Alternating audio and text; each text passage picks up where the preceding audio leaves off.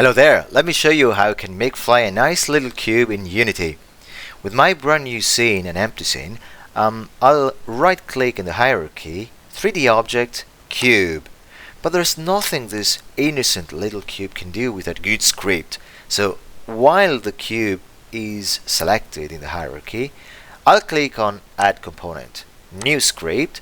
I'll name the script move up. Create and add. At this point the cube has a script, but there's nothing written on the script, so we want to double click on it, open it. I'll ignore this, okay, so open it and you'll see that we have void start and void update. We don't need void start for this project, so I'll delete this. And here I'm going to set the speed of the movement, but I want that value to be public, and so I'll be able to change that from the editor. So I'll write public float. I'll name this float speed so it is clear what it does, equals 1.0 f semicolon, double slash the comment, and I'll say that this sets the speed of movement. There you go. In the update instead, I want to use the speed to move the position of the cube, so I'm going to write transform.position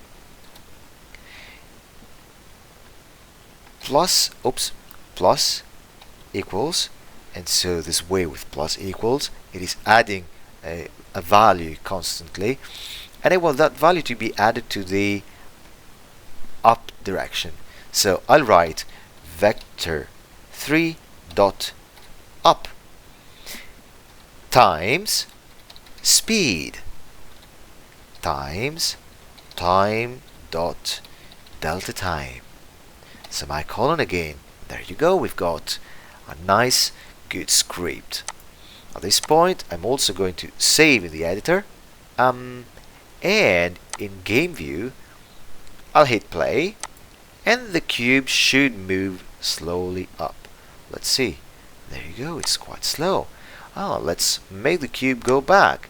I'm just dragging to negative numbers, negative values the speed, and it goes down and up and down.